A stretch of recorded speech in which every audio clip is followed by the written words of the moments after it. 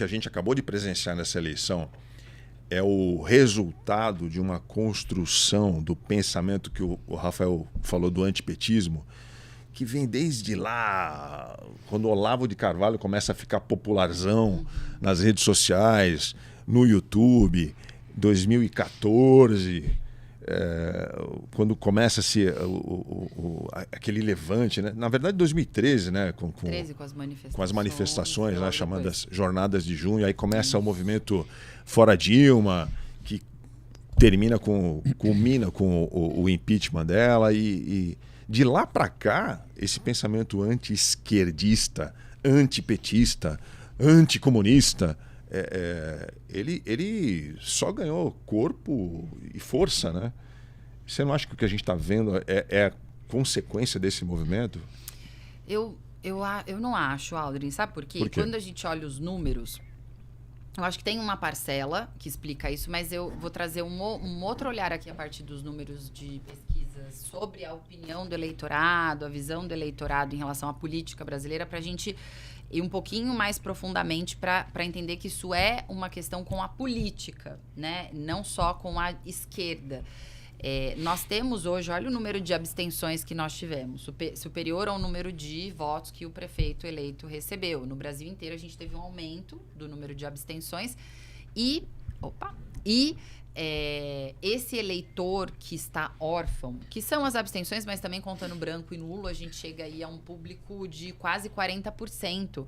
É muito alto, então isso não é só por esse número, acho que já dá para a gente ter um breve diagnóstico aqui de que as pessoas não estão 100% contentes com o que a direita está propondo, até a direita mais moderada, e não está contente também com o que a esquerda está propondo. O que aconteceu agora é que os partidos de centro, porque se a gente dividir direita e esquerda, a direita cresceu mais, mas ela está abastecida ali pelos partidos de centro e centro-direita para mostrar esse grupo maior aí que tomou mais espaço, né, do que já tinha, porque o centro, ele tradicionalmente no Brasil, são partidos que têm uma atuação muito mais de vou chamar aqui, né, de fisiológica, porque é uma atuação que ela retroalimenta a permanência desses partidos a partir das trocas políticas, trocas de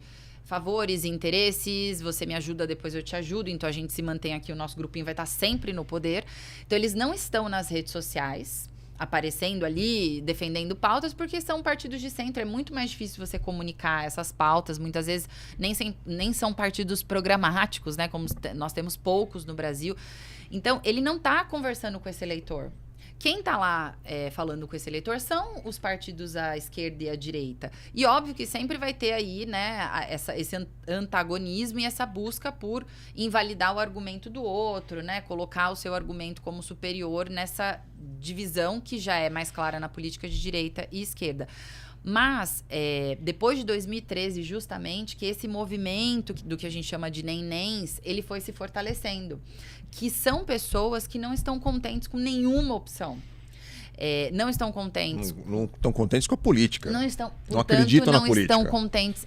Eu acho que elas não acho que elas não acreditam, mas eu acho que elas estão descrentes. A crise de confiança com a política, porque a crença de que a política é importante existe, porque a gente ainda tem aí, né, uma parcela da população indo às urnas, participando. O nosso voto é obrigatório, apesar da multa ser irrisória, né, e praticamente não ser esse o motivador das pessoas votarem. Mas a crença de que... A gente falou isso aqui na semana passada. Se somar branco, nulo e abstenção com quem votou no Marçal, por exemplo, que votou, é um voto contra a política, um voto no de fora da política, um outsider.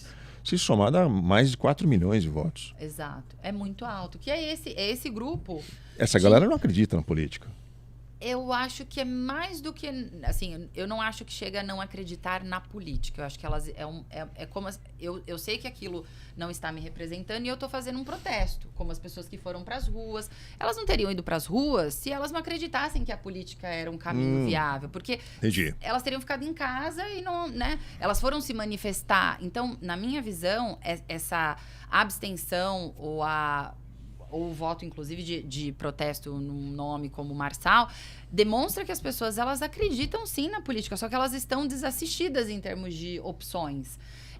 Porque no momento que até um Marçal da vida surge, essa pessoa que está tão desesperada ali por uma opção vai lá e vota, mesmo sabendo que é uma pessoa que tem uma série de características e de comportamentos que vão contra o que é a política, que é um espaço para resolver conflitos e diálogos e não causá-los, né?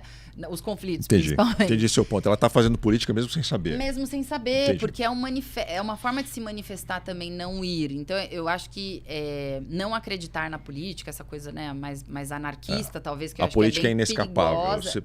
Você está inserido, no mundo político, né? Então, não tem como. Eu acho que está mais nisso de quem conseguir capturar esse eleitor que está descontente, que está órfão de alternativa, que ele é mais de centro, mas tem nesse grupo centro-direita e centro-esquerda. Então, tem públicos para os dois espectros, inclusive para características desses espectros que são mais desejáveis na política, que são mais flexíveis, mais conciliadores, mais moderados, né? Porque a política, de fato, é esse campo. É o campo da troca de ideias, das discussões, de chegar em consensos, em dialogar e resolver conflitos de interesses que são naturalmente... acontecem naturalmente pela própria estrutura da sociedade, né? Cada grupo vai se manifestar. Sim. Então, eu acho que o grande desafio desses partidos daqui para frente, a esquerda, acho que já está claro, né? O desafio é conseguir se comunicar, porque esse eleitor da esquerda, ele também não... Ele está buscando alternativas dentro da esquerda para confiar mais, né? Confiar que vale a pena votar, vale a pena apoiar. Só que tem muitos eleitores, por exemplo, que estão votando no centro, mais ao centro, que são da esquerda, justamente porque não estão sentindo na comunicação da esquerda, nessas alternativas de nomes, de figuras que tenham legitimidade, passem confiança, o caminho para defender os interesses delas. Porque hoje, a noção de prosperidade, isso tem se falado muito também a partir das pesquisas, mudou na sociedade como um todo. Está um pouco mais próxima aí do que nos Estados Unidos já é a realidade ali, né, daquela visão de self-made man há muito tempo. Por quê? Hoje, para eu ter prosperidade, eu não preciso só ter minha carteira assinada. Eu posso abrir aqui uma loja virtual, né? Vender minha arte. Isso é o que as pessoas acham, né? Ou gostariam que acontecesse. Ilusão, ficar rico igual o Pablo Marçal, vender curso e levar as pessoas no alto da montanha. Uma parte disso para correr 80 km na esteira. 80 km e morrer, né? Uma parte disso é real, porque essa noção do empreendedorismo, ela existe. O brasileiro é empreendedor. O brasileiro, ele olha o cenário no Brasil de quantas profissões surgiram a partir, né, do avanço digital. Isso é ótimo, mas não é uma prosperidade garantida, né? Como a gente tem. E não é uma coisa para massa, né? Assim, e não é uma coisa para todos. O sucesso é específico, exatamente. Né? Difícil. Mas enfim. É um jovem, por exemplo, eu apostaria no jovem, se eu fosse, né, um grupo da esquerda ali pensando. Eu apostaria no jovem que ainda acredita nessa construção, mas que ele está numa outra pegada no diálogo, na linguagem dele. Eles têm que passar por um rebranding, né? Se a gente falasse aqui em termos de marca, pensar mesmo uma renovação dessa marca da esquerda, como ela atende às necessidades desse público que é dela e que ele está, né? Eu só acho um desafio porque ela tá... Eu acho que a esquerda, enfim, a política com compromisso, seja lá de esquerda ou de direita, ela tem um desafio, que é lidar com inconsequentes que surgem, né? Que se comunicam muito bem. Eu não estou me referindo exclusivamente ao Pablo Marçal, mas também a ele. Já surgiram outros e surgirão outros. Né? A gente que promete o céu, né? Que promete a prosperidade. Como é que você promete a prosperidade para um morador da Vila Alpina, para um morador... eu estou citando os bairros da Zona Leste que votaram no Pablo Marçal, né? Do Tatuapé, da Moca. Como é que um candidato a prefeito pode prometer prosperidade rápida para alguém? Então, é difícil competir, porque se você quer fazer o negócio a sério... você não pode entrar nesse... Não dá para entrar nessa briga, né? Que aí você vai pro populismo, né? Porque aí você vai para... Você tem de dizer o seguinte, bom, eu vou sair de casa e hoje eu vou para as cabeças, né? Eu vou vender minha alma. E aí, né, é uma escolha de vida, né?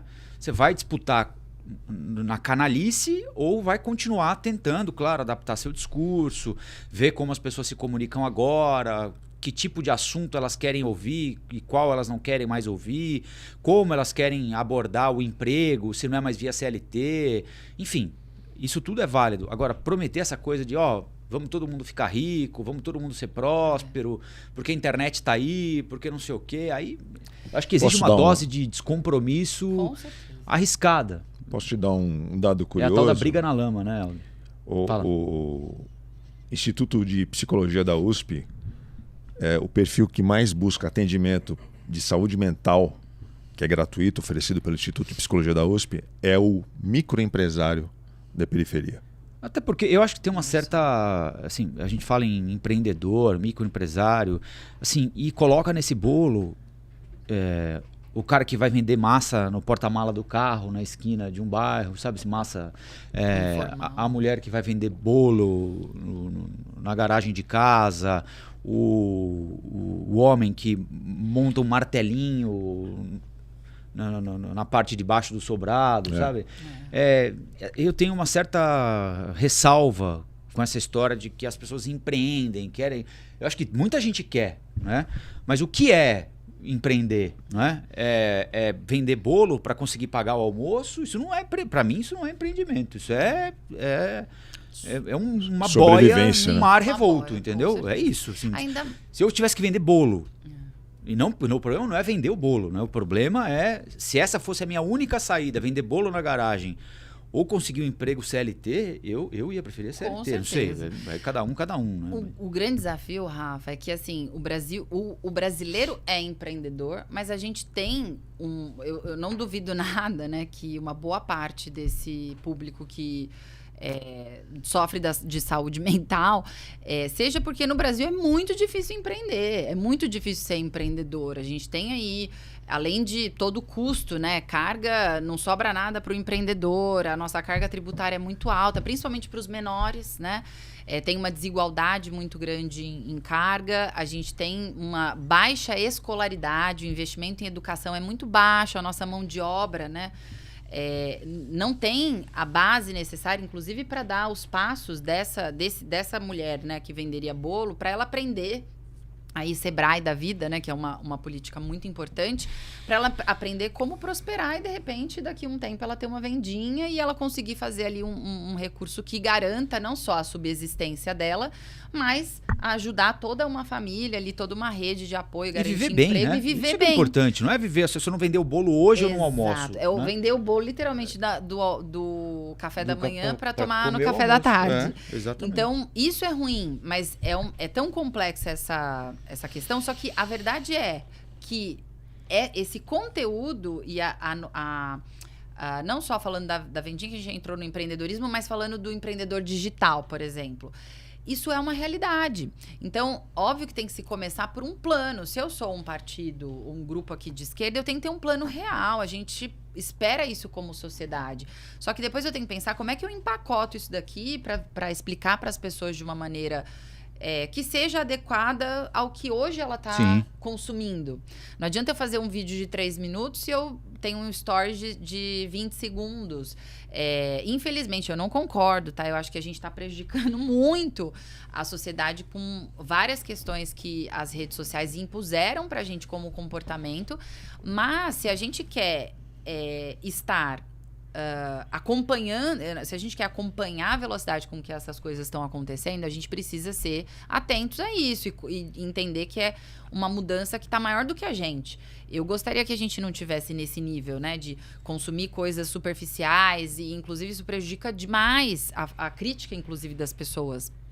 Mas se eu estou numa posição política e, basicamente, ela é ciência humana, eu tenho que entender o comportamento humano, como a sociedade está evoluindo, inerentemente eu tenho que avaliar a minha forma de me comunicar e chegar o mais próximo possível do meu público. Olá, aqui é o Rafael Colombo. Gostou do que acabou de assistir? Se inscreva no canal Cortes do Flow News para os melhores momentos. Quer acompanhar os nossos programas na íntegra? Então se inscreva no nosso canal oficial, Flow News.